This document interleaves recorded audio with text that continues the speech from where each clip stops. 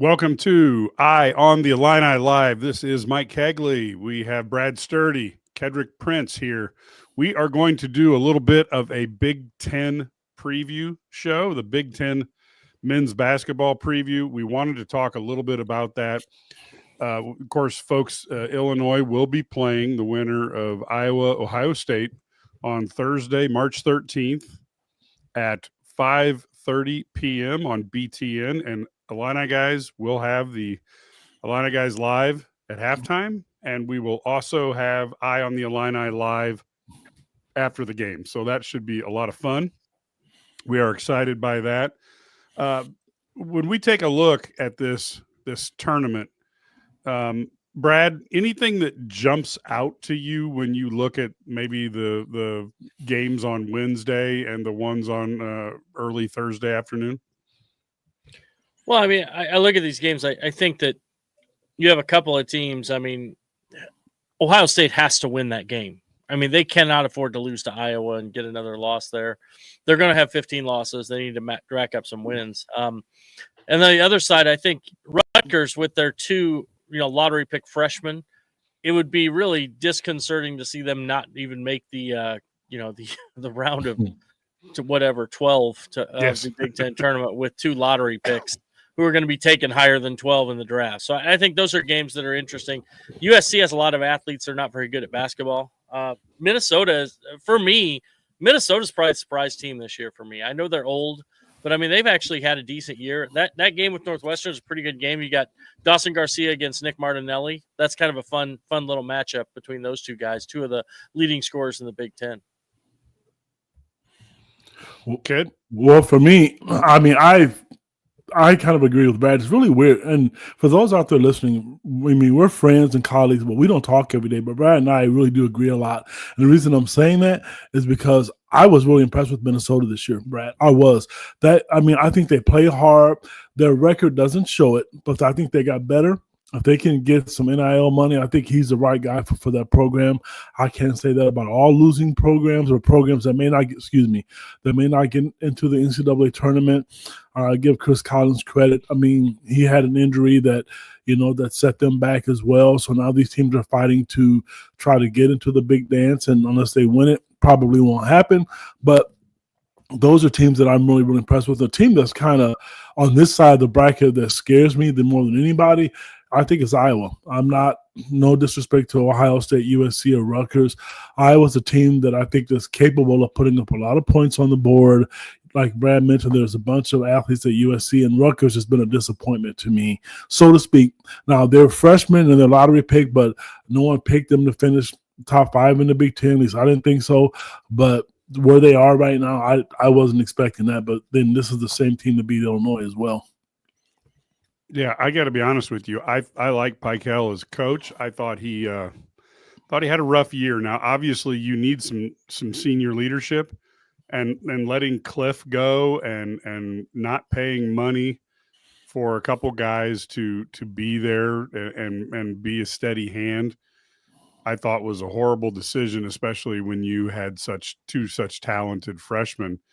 But gosh darn, we saw with Illinois how tough it is to get guys who are experienced to play well when they have to adapt to a Big Ten and major college basketball schedule. And to me, I just think they totally, either overthought it or underthought it. I don't know what your feelings are, Brad. I know you're a guy who's been in, a lot of conversations with coaches about how they put together a roster. And I just thought that was an easy miss.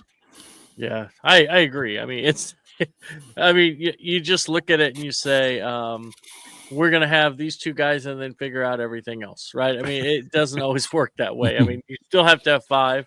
And I do think, you have limits in NIL budget. And that's where you got to determine. It's almost like the NFL model with Josh Allen just got this massive quarterback contract. Now, of course, the NFL cap went up, so it keeps going up, so it helps them. But it's hard to pay your other guys when your quarterback, you know what I mean? Your quarterback makes a lot of money. Well, same thing here, I think. Yep. So you're looking at this matchup in front of Illinois. You've got Iowa, who, let's face it, those guys are blindfolded. They shoot 45%. And then you've got Ohio State, who is a little bit Illinois-like. They've had some incredible evenings out there on the court, and they've had some unincredible evenings out there in the court. How do you guys see this game going? Well, for me with Iowa, it's just, I mean, we can harp about the defense. We've done that a number of times.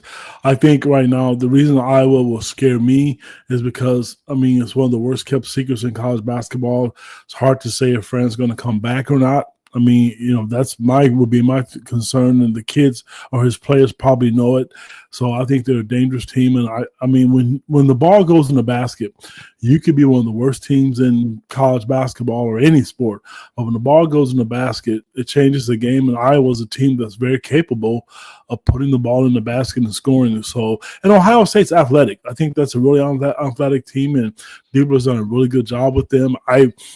From an Illinois standpoint, between the two teams, me personally, I would much rather see Ohio State than Iowa, just because I just think they can score. And it's hard. If they spread you out there and things start clicking, and they went to Nebraska, a place where Illinois lost and won.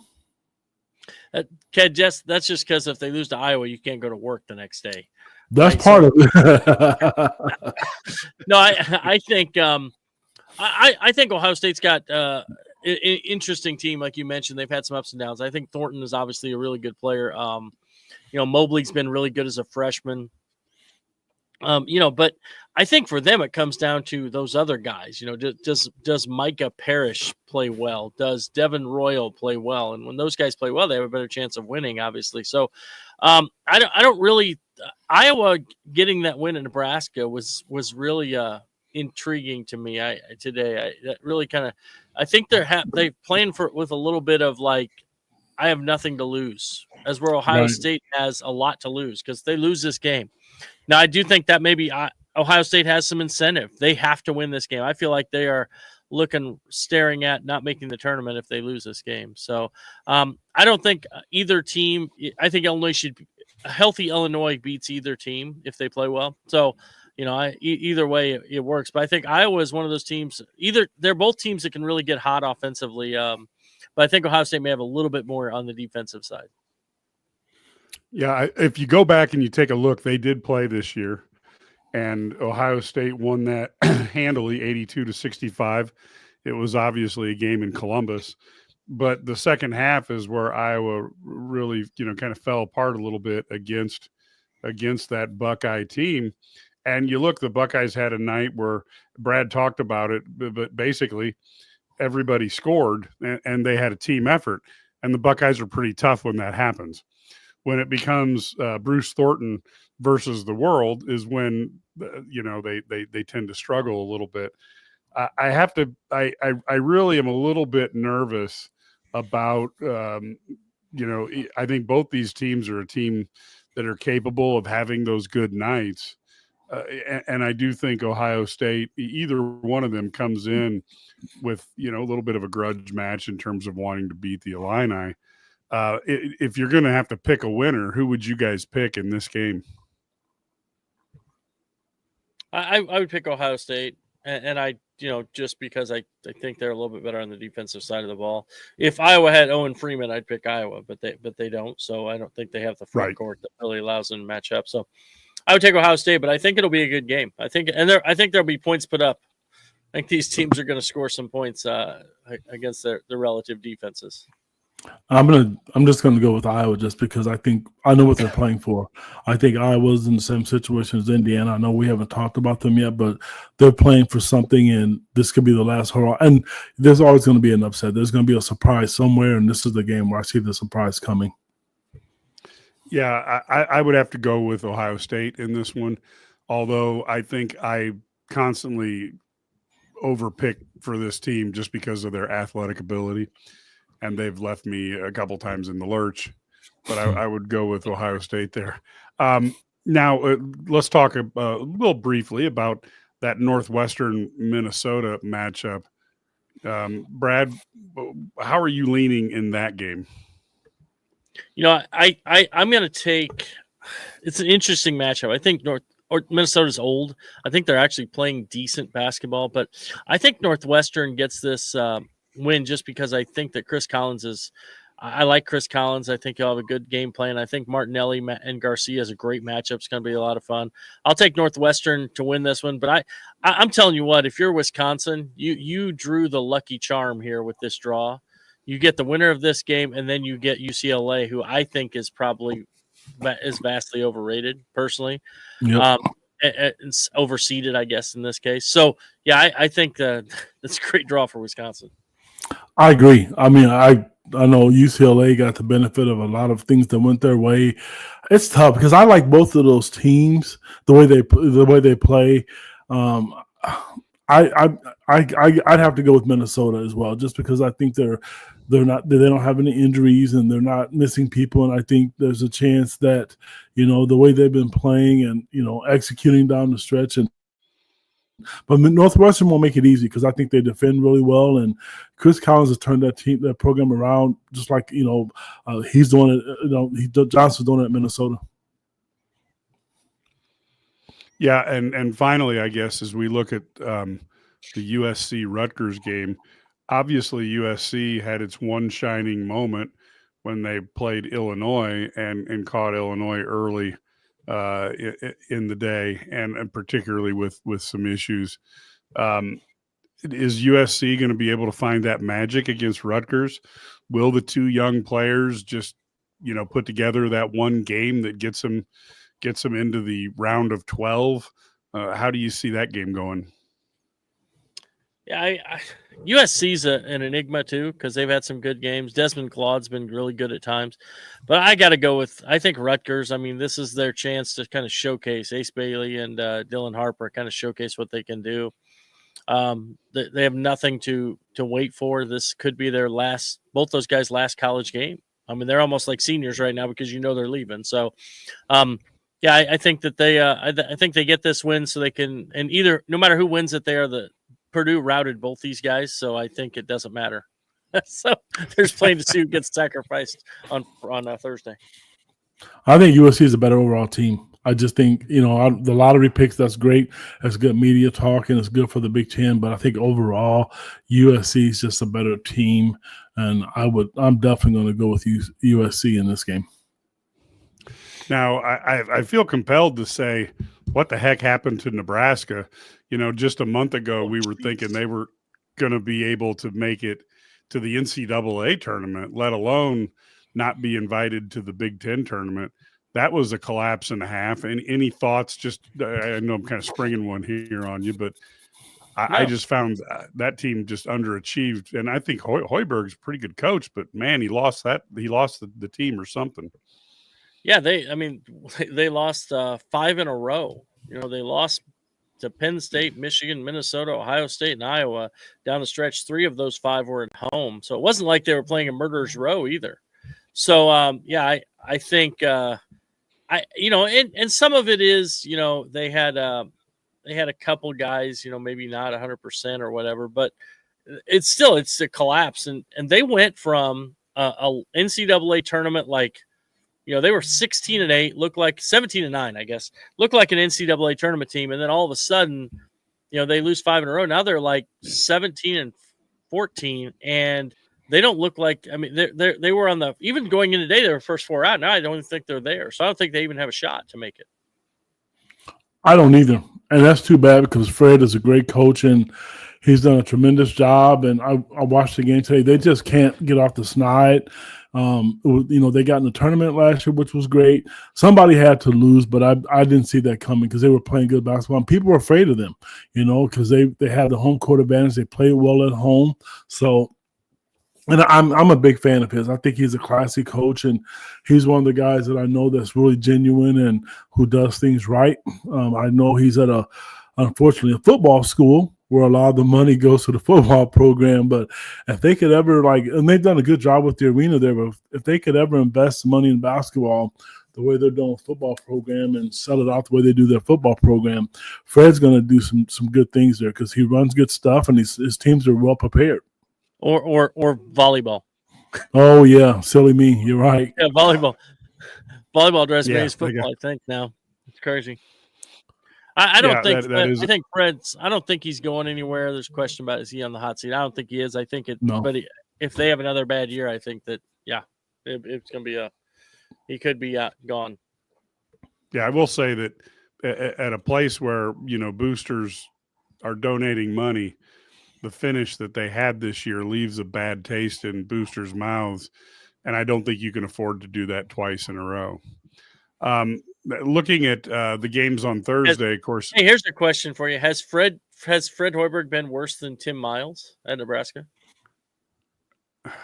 I'd have to go take them apart and take a look at that just from a record standpoint. I mean, Hoiberg's made one NCAA tournament last year, but I mean, he started off struggle bus, and then Miles had them winning. His last 2 years, 22 wins, 13-5 in the Big Ten, but didn't make the tournament, and then 19 and 17 even the next year. So I mean, man, I don't know. They have a hard time trying to fire Fred. They really. I think firing him would be tough because he's an attractive name, and not the Tim. I thought Tim was great. I liked Tim Miles. I thought he was a good coach, but some of these schools, and I don't want to. I'm just switching on Nebraska, but some of these schools, I don't want to say they need to understand because that's kind of not fair. For me to say, they're not going to be in the upper echelon with the Big Ten, with schools in the Big Ten in basketball. It could happen. You get the right guy in there, because I tell you, like Indiana, I mean, the one guy I don't want Indiana to get, I'm not going to say his name, but there's been talk that you guys have all seen, Chris Beard.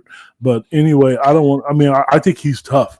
But if you get a guy like that in the right program, they're going to do well. They just are. And I don't, but some teams are just not going to compete. Michigan State and Purdue and Illinois, they've been there, and so Michigan's done, and they've done it well in the past, but they hired a great coach and now they're back. So, but somebody's going to lose. Not all 18 teams are, and it's not going to go 500. So somebody's going to be at the bottom of the barrel. Yeah, I was one who really couldn't understand why they fired Tim Miles, to be honest with you. I thought he had done, for the school that he was at, I thought he had done a good job there. But, that goes back to that old adage, and Illinois has lived this one a lot. If you're going to fire a guy, you better have somebody who's better than him when you replace him. And, I know that Hoiberg doesn't get a lot of respect, and before him, neither did Miles. Yeah. But there's a reason why Nebraska is not a power, is because nobody wants to live in the middle of a cornfield and play basketball. I don't know. Yeah, well, I mean, I think 100 years of it. It's just not the priority. Right. They're not going to spend their NIL money. They're going to spend it on football and volleyball, and there's a limited amount. They've got, but they have enough to be more. They shouldn't have lost 5 games in a row to end the season, regardless of coaching. And I do think Hoiberg was a good hire from a name standpoint. He was a bigger name, and coming from Iowa State, before he went, and tried his fair in the NBA. So, but yeah, I do think, I think he's got to win next year, though. I mean, you're running out of, they got to be running out of patience there.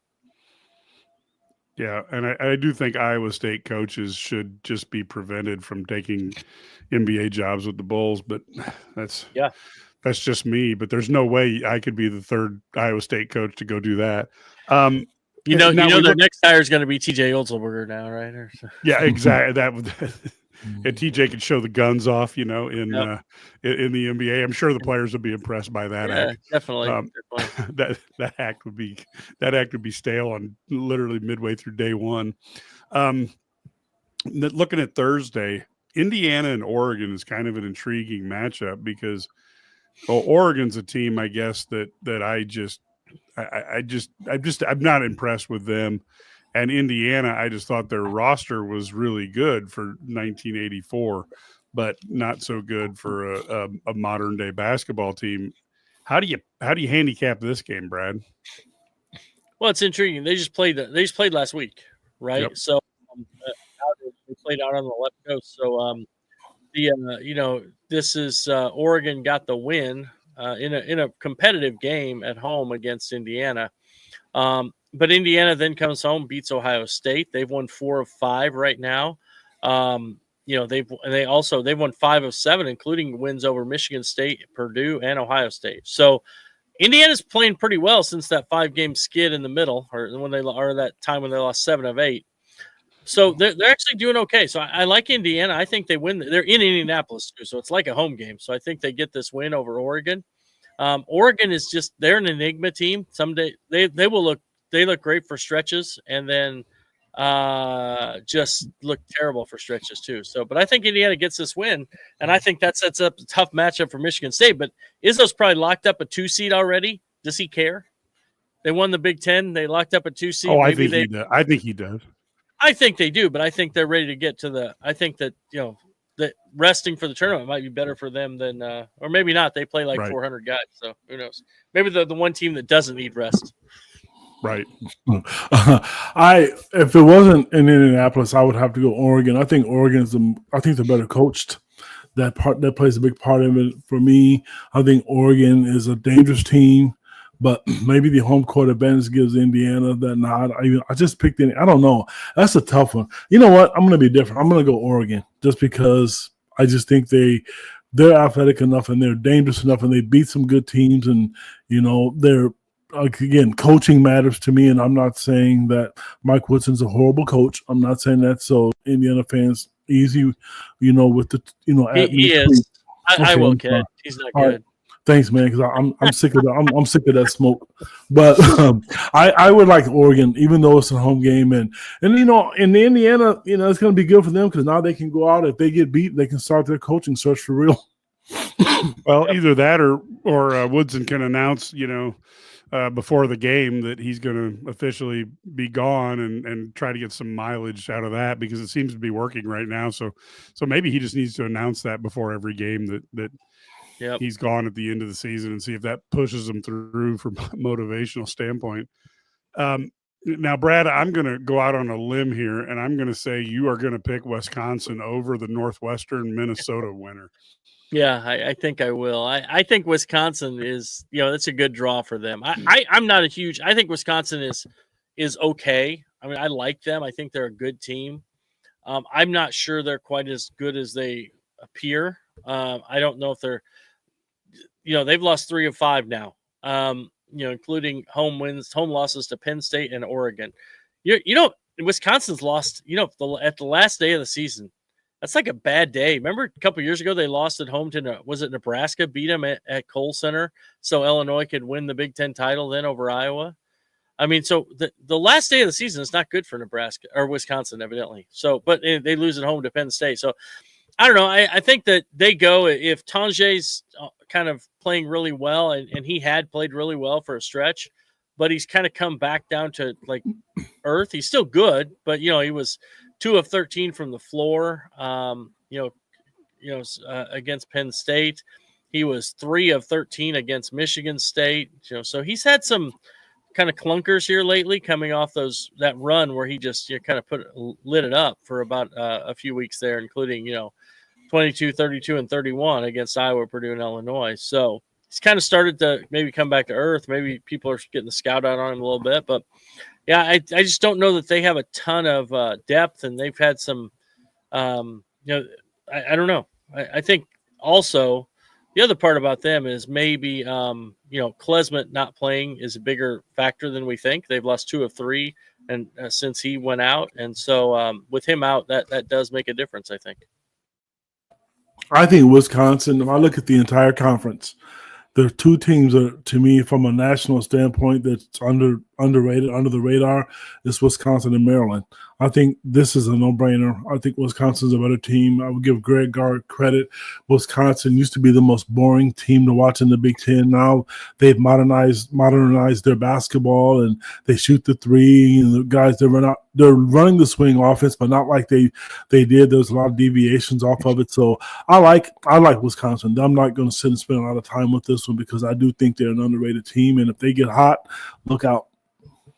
Yeah, and I do think Tanjay, all he needs is a game or 2 to heat up. He reminds me of Davis because physically he's a tough competitor. He's physically very talented, and at the college level, through sheer strength of will, he can get involved in a lot of things and get to the ball and make things happen. I think probably he'd have the same challenges in the NBA that Davis had as well. Now Illinois, I got to feel like most Illinois fans feel pretty good about the matchup, either Ohio State or Iowa. Maybe you guys could just reframe that for us real quick.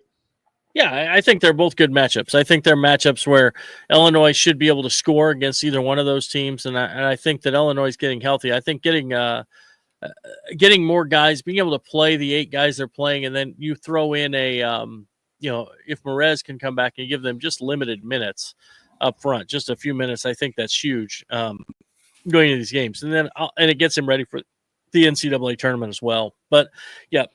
I like Illinois here. I think that you're going to see them. This is this team that tends to like those. You go back and look at like the neutral site games they played early when they played like that Arkansas game on Thanksgiving Day and how much they loved that kind of media attention. I think you're going to see that a little bit. They want to showcase a little bit, and they're starting to get together. Their guard play has been fantastic over the last 3 games. We're starting to see.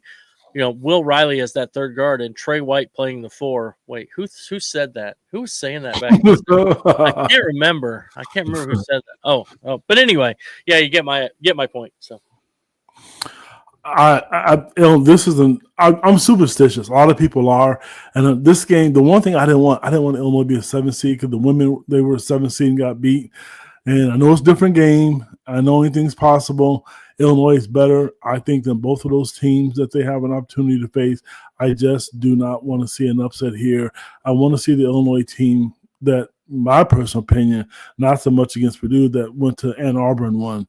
If you get the Illinois team that went to Ann Arbor and won and win, look out. Yeah. And then so we go down and look at Purdue against either USC or Rutgers. I'm gonna go out on a little bit of a ledge here, because again, USC, there was so much variance in what they did this year as a from game to game. But my thought process is if the right USC team showed up against Purdue, they could give Purdue a decent game.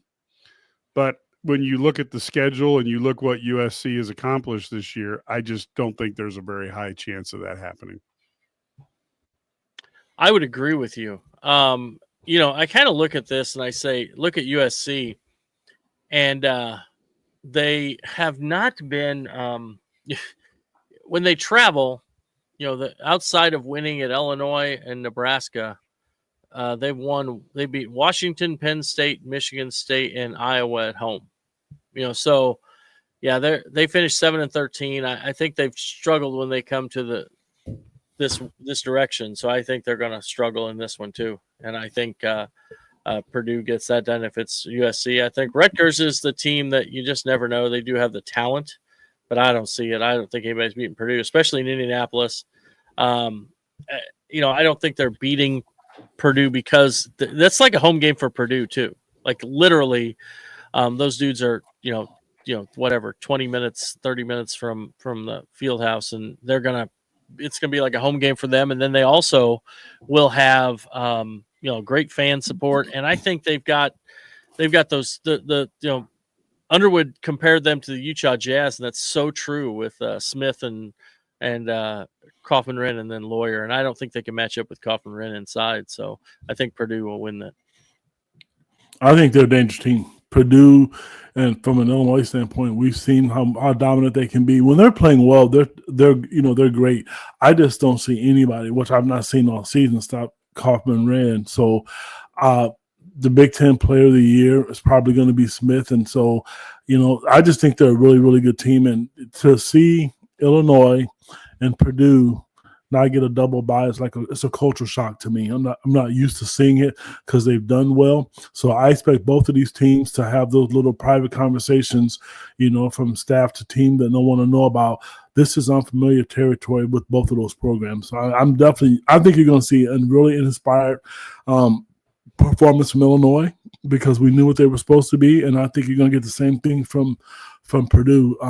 Painter's just a classy guy, just a classy coach, and he's intelligent. And I think the stuff that he runs, the same with Illinois. If I look at just from an X's and O's standpoints, Illinois' offense and Purdue, and I have to include Michigan State, even though I'm kind of sour on them a little bit. Those offenses are tough to stop. Yeah, and Brad, I got a question for you and I'll be interested to see what you think when you get over there. But Indianapolis used to be the territory of Indiana alone. Is the last decade with Indiana struggling and Purdue doing so well? Is Indianapolis now Purdue territory? How does that split in that area? Well, no, I think it's still Indiana territory. Purdue has just a great following though there as well. I mean, I think they've become people have become interested in Purdue basketball. I mean, but they always have. They are so loyal there in West Lafayette. I mean, you go to games there. You've been there, Mike. You've been to Mackey, and it's nuts. I mean, those people are so passionate. They have such tradition for a program that probably hasn't, has been really good in the Big Ten, but maybe hasn't won nationally as much. So I don't know. I think, I think it'll be good though. They'll bring enough fans. They'll fill out their section, and they'll have a lot of guys there scalping tickets from other sections as well. So I think Purdue will do well in pulling in fans here because they're good too. I think when you're good, your fans travel better. Yeah. Well, I was just curious because I just see, Indiana under Bob Knight, always was kind of the big brother, and even as good as Purdue was under Katie, they were the little brother. And it seems like little brother grew up and went away to college and beat the tar out of big brother when they got home the last 10 years. Now we go into let's go into at least a little bit. We're going to kind of work through the tournament here and see what we think is going to happen. Sounds like the consensus was Oregon going up against Michigan State. Do you guys see the Spartans winning one, or is this going to be another one of those years where it's like, we put our team out there. If we lose, we lose. How do you see that going? I picked Indiana to beat Oregon, so I think Indiana and Michigan State. Indiana already won at East Lansing, so this game I think is interesting. I think Michigan State's playing really well right now, though, so I do think they'll win this. But I think Indiana will give them fits in this game. I think the Spartans get to the Big Ten title game. I think that I think it's them and Wisconsin in one side of that semifinal. I can't believe I'm going to say this. Michigan State is impressive to me. This was a team that when you look back during the Thanksgiving and holiday season, they couldn't put in the ocean. They are probably the best team in the conference, and I don't know if they have a guy on first team All Big Ten, to be honest with you. They look really, really, really good right now. Everything they defend, they rebound, they run the floor, they run their sets, and they make timely threes. If they played in the Big Ten tournament the way they have the last 4 or 5 games, good luck, because this is one of Tom Izzo's best coaching jobs in a long, long time. This team is dangerous to me. I don't care if it's Indiana, Oregon, or Wisconsin. On the neutral side, the way Tom has this group playing, I think it's Michigan State all the way. Okay, Cad, we got a question for you. Will DGL be a factor in Indy? DGL needs to be on the court to be a factor. He can be a cheerleader on the sideline. I think his last few games he's struggled. I mean, and that's not a knock. And I know a lot of people wanted to see him play. People were upset about it because he missed a couple shots, and I think last game he only had 10 minutes. Coach Underwood is willing to play the kid, and I know he will play him, but he has to be on the court to be effective, because I know giving, Kylan Boswell some minutes and giving, KJ some minutes would be great, but just not during TV timeouts. You don't want to be that TV timeout guy where the 12-minute media time comes out in 13 minutes, you're going to go in the game, and then you're going to be that guy, and then when you come back after the TV timeout, you're back on the bench. He could be, because he's in Indiana, and if you look on his Twitter, I call it Twitter. Most people call it X. But if you look on his Twitter, he had a field day beat Purdue, and he barely played. So there's some pride there, Nathan. I mean, with this kid, he thrives on beating Indiana and Purdue playing at Illinois. So hopefully he can be, and hopefully he can get on the court and be effective. I think that, for me, I think DGL can be a factor, especially if you start playing more and more games. But the big factor is that KJ and Boswell and Will Riley have been the three guards the past few games, and they are playing at a high level. Boswell's been playing at an elite level, and so has Will Riley. He's been scoring the ball extremely well. So I think that's why it's more about what other guys have done than what he has done. I know he has. It's hard. Ked mentioned it right there. It's hard to go in and play like 2 minutes. But you saw the other day that they will change, because remember they put in Humrickhouse for one of the timeouts there, the under 8, right before 8 minutes, and then he just left him in because he was playing well, and Ivasic really kind of struggled, so they left Ivasic on the bench for like a long stretch. Well, it's like, okay, well, Ben's doing a better job, so I think that can happen too. So if DGL does get hot, he is an X factor when they struggle on offense. He's a guy who can come in and get buckets right away, and at least get a good shot off. You know he can, because he's so athletic. But yeah, and I. As we go through this, I think the Wisconsin seems to be the universal pick to play UCLA, and I think from what you guys are telling me, UCLA might be in a bit of trouble here. Yeah, I like Wisconsin to win that game. I think UCLA is good. Don't get me wrong, but I just think that now they do have the one thing. I feel like that, and I could be wrong. I feel like that Kobe Johnson is a guy who can probably match up about as well with Tanjay as anybody, just with his length and athleticism that he can put on him. But Tanjay is so strong, but my personal take is that I think that they win. I think that Wisconsin wins this game and gets to the semifinals. I picked Wisconsin too, Mike, and I don't want to be a quote unquote bracket buster here, but Jay put a comment on the board. I mean, and I'm really curious to know. I'm really curious to hear what Brad Sturdy thinks and what you think, because truthfully, I kind of agree with Jay. And when I look at Oregon, not just those, Purdue and some of these other schools that are ahead of Illinois, I'm just curious to know what you guys think, because I think that question that Jay just posted is worth mentioning, because I'm just baffled by, with Illinois' strength of schedule and, and the injuries and how they're playing down the stretch. And I think Purdue lost, 4 or 5 or something like that. Help me understand that. I'm not trying to be a bracket buster, but I'm really curious to know what you guys think about that.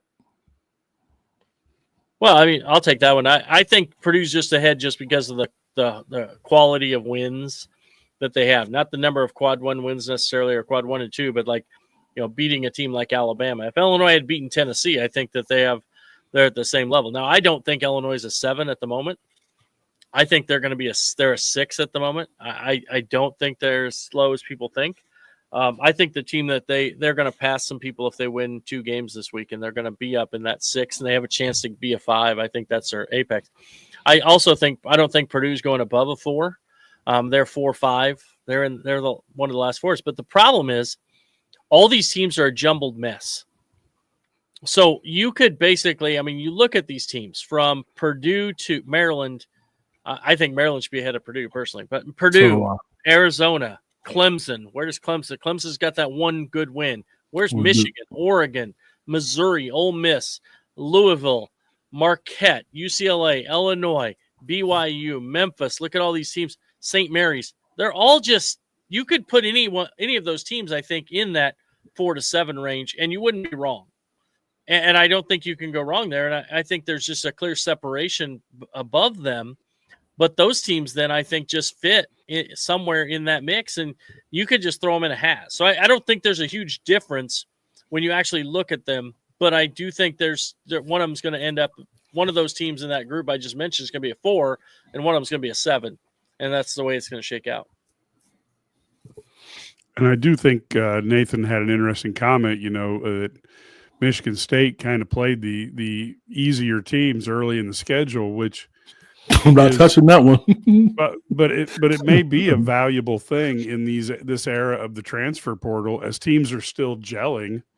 If you get some teams early on and you can get some victories before they come together, it's never bad to have your team confident and somebody else's team not confident. I think I would agree with that. The other thing about them is they didn't play. Michigan State didn't play the normal non-conference gauntlet they normally play this year. You notice they played Kansas, who turns out they're okay. But Kansas like an 8 seed. They played Memphis and lost. They beat North Carolina, who probably won't make the tournament, Yep. although they're a big name. That's it. I mean, that's their high major. Colorado, I guess. Does that count? I don't know. Is that a high major? I don't know. They're not if good. you say the word Deion Sanders, it counts. Oh, football, yeah. But you know what I mean? So they didn't play the normal gauntlet they normally play, so there's some argument there. You know, they did open early and they lost to Kansas. They lost to Memphis. But you know, the win against North Carolina, since that time, I mean, they've been, you know, cruising. I think they got a lot of confidence, and they were able to get a lot of guys minutes in a lot of those games and find roles for players. I mean, they won all those games by a lot, too. And so then you come through and you were able to grind it out. And they went through a little struggle in the middle, just like everybody does starting February. And then, boom, now they're clicking, and they've been cruising since then.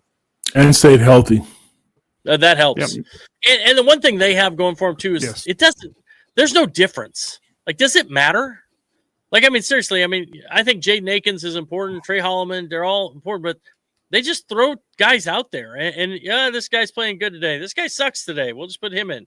You know, does it matter whether it's Cooper or Zapala or, you know, Jackson Kohler or, you know, whatever. They just throw guys out. Xavier Booker. I mean, just throw guys out there and, you know, just let them run and see what happens. If they don't play well, then we take them out and we don't put them back in. So it's a style that seems like. Doesn't it seem like Izzo is totally? He does not worry about any NIL commitments in terms of playing time or dollars. Not at all. He just plays the guys he wants to play, which means if you're not playing very well, you got to watch the game from a front row seat. Yeah, no question. And you know what's funny is we always talk about teams that play like old school style.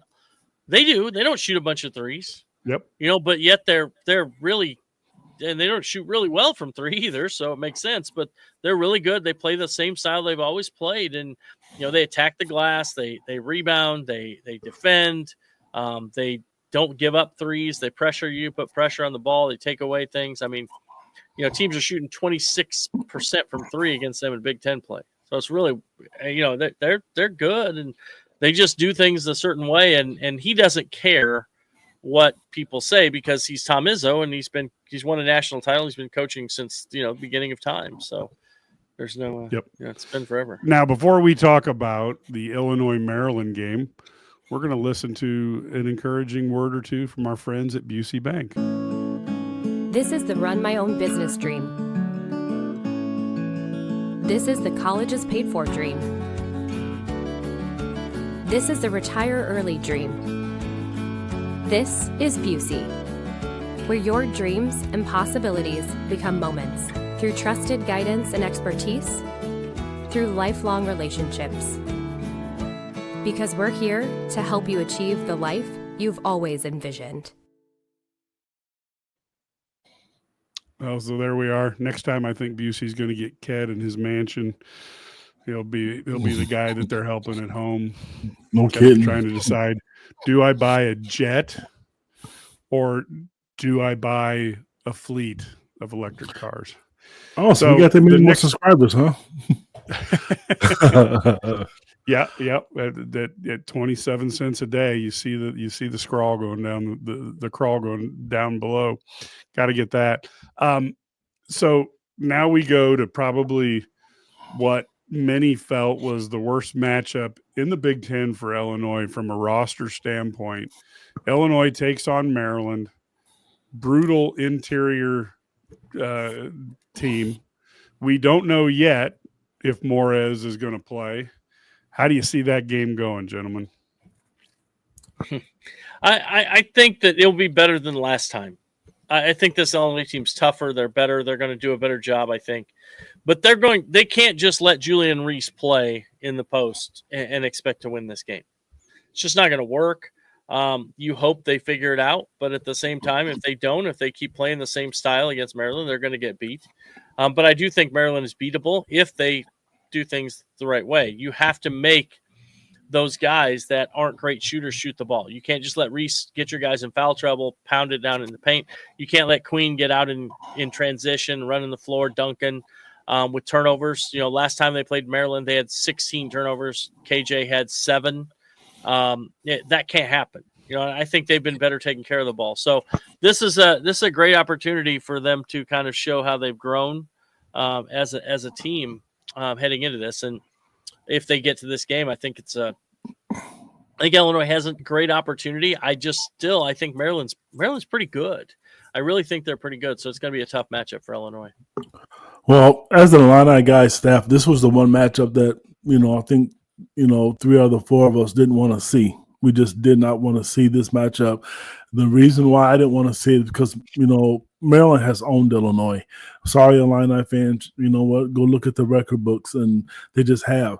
I think the key to this game, if Illinois has any chance of winning, they cannot let Mr. Reese just receive the ball in the post and score 80 points. Illinois, I know most of the people have seen this, they need more res instead of less res, because if he plays, he's going to give them a chance. He was on an island by himself last time. If Besic, I don't think he played that game. So now if you get both guys available and they can play, I think that helps. But to me, this is going to come down to coaching. Illinois typically doesn't double team the post. I know last year, Brad and I, Sturdy and I, we talked multiple times when they went last year, maybe 2 years ago, when they went to Maryland and won. They made a lot of coaching adjustments. You cannot. He's tough, and it's not just against Illinois. I'm just concerned because they've owned Illinois. It's a neutral site, and if there was one team or 2 teams in this entire bracket, if you're an Illinois fan, that you want a chance to redeem yourself, Maryland is one and Michigan State's the other. You're going to have a chance at Maryland. At least you should have a chance at Maryland, we should say.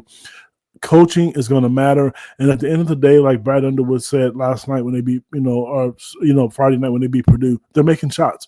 When they make shots, Maryland's going to have to try to defend Illinois, because now if you get Morez out there, even just from his rebounding and defense standpoint, I don't care if he scores a bucket. He can defend and rebound. That's going to give Besic an opportunity to be crafty and throw those little backdoor passes and screen passes to Kylan Boswell and Trey White and Will Riley. Morez, if he's able to play, this is huge for Illinois. But if not, and they don't make coaching adjustments, I don't see Illinois winning. Sorry. Well, someone over here said I think they were joking, put Boswell on Reese, but I think you put Boswell on Queen, because Queen doesn't really post, and so then you don't have to. If you do need to double, you can double, and Reese doesn't space the floor, so you can leave a guy in the paint then on Reese, and then you just have to post trap him at least, or at least show something. Show it. To not let him just work down there and score, because it's just too difficult for Illinois. You saw that Reese's Trakoff and Wren just abused Illinois inside, and Reese's does the same type of thing. So this is a similar matchup. And once they you saw them start blitzing Trakoff and Wren at the end, and what happened? He had to kick it out to guys. They missed shots. They pressured. They got them in rotations, but those guys had to rush shots. And, sometimes they're going to make them, but I'll take my chances with those guys as opposed to letting Reese just go to work on the block.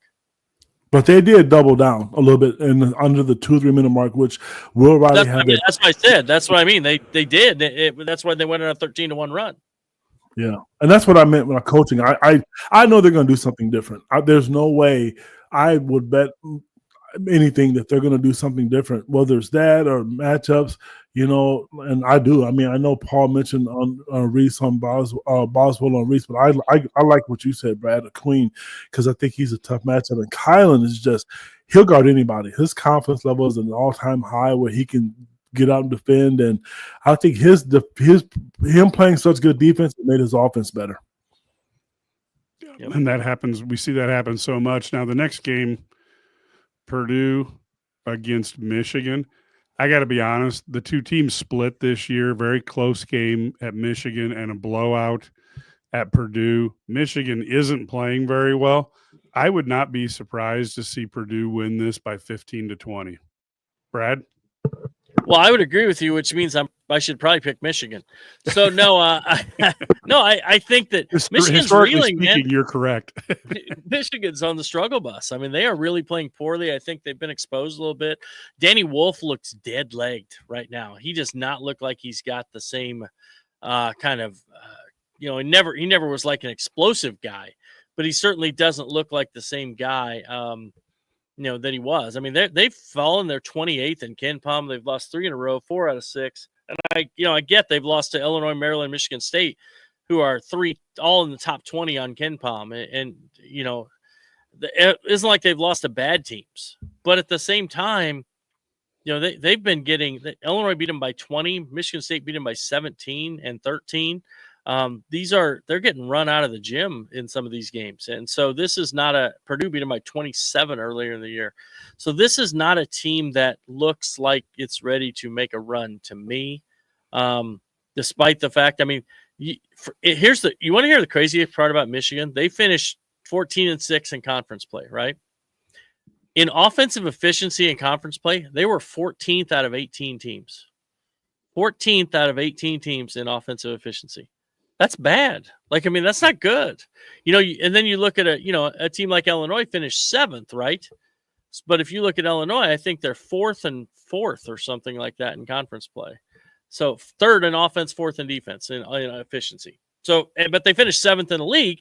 That just shows you the conference strength of schedule does make a difference.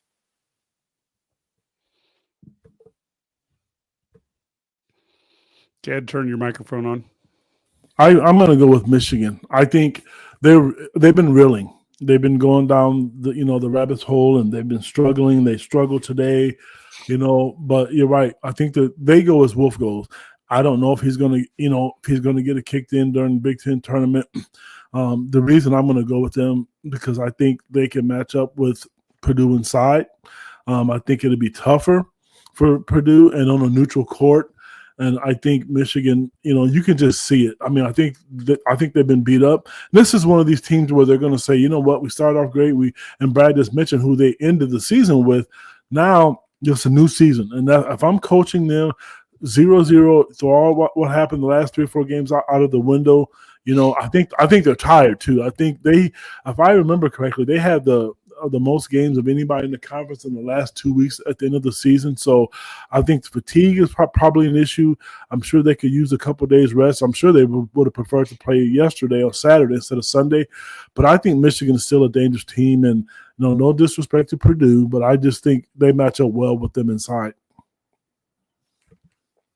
So let's wrap up this. Then we have Michigan State going up against what you guys feel probability being our friends at, I think you mean Michigan State against Wisconsin. Any thoughts on this matchup or who you expect to come Michigan out of the State. top there? I think Michigan State wins that one. I just think that they're playing well right now, and it's easy to say that. But I'll be honest with you, I think, and this is crazy maybe, but I think Indiana is a tougher matchup for Michigan State than Wisconsin is. That's my personal take. But I think Michigan State will beat Wisconsin if they play.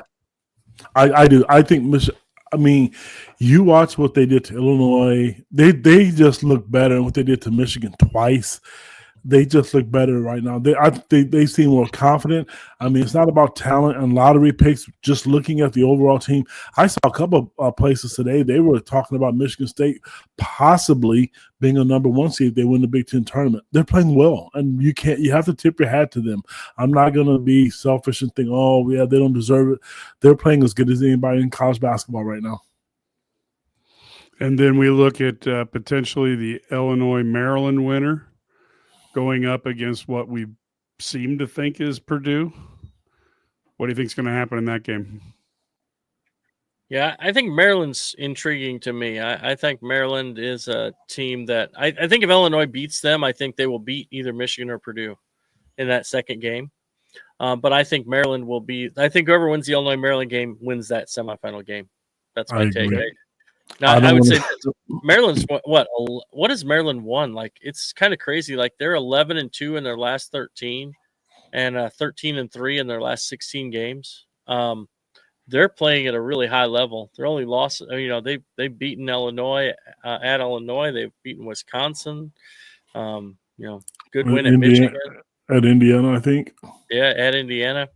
Playing pretty well right now. So, I don't know if they're intriguing. I think that they're playing pretty well. They've kind of clicked. So you've seen them kind of march up. They're really good defensively, and I think that's why they're they're second best defensive team in the Big Ten, and I think that's kind of showed out as this conference season's played on.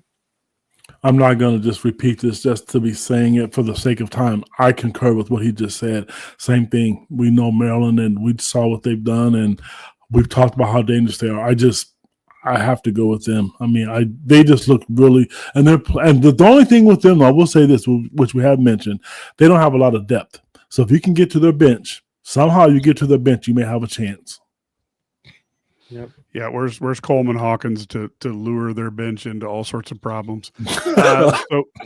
So who's going to win the Big Ten title then, guys?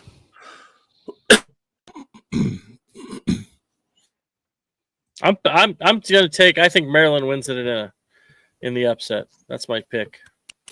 Well, my two teams that I said that I could care less what happens to right now, Michigan and Maryland.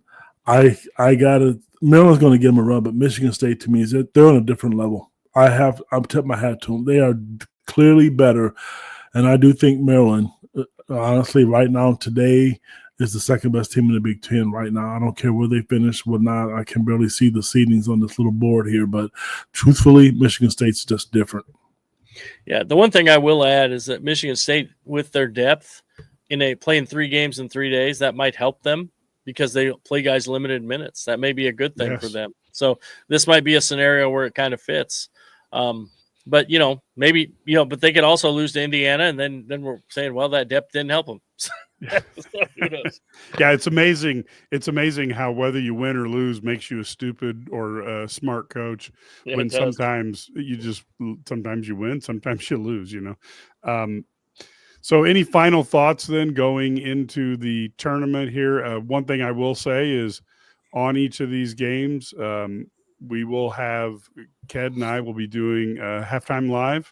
So we'll be on right at the half, and then we will be on probably 20 minutes after the end of each game, and then we will be joined by Brad after Brad gets done with the media, scrum at the post game. And so we're looking forward to an exciting Big Ten tournament. I do think that if Illinois were to get all the way towards the title, I think, or at least get into Saturday, that makes the case for them, especially defeating Maryland, would make the case that those injuries and the illnesses were not just an excuse, but they were reality that caused this team to hit a few bumps in the road that they may not have hit under other circumstances. I totally agree, Mike. I would say this. I think if Illinois gets to that Saturday, I think they're going to be the talk of the nation. And so because they're going to say, oh, wait, I mean, they're going to be on national TV on Saturday on CBS, and they're going to be talking about how this team has now won 5 in a row, including, wins over Purdue, wins at Michigan, wins over Maryland, and they're going to be like slobbering over them because that's what they're paid to do. And from a national standpoint, they're going to say, well, they lost all those games when everybody was sick and injured, but look at what they were before, and now look at where they are when they're whole.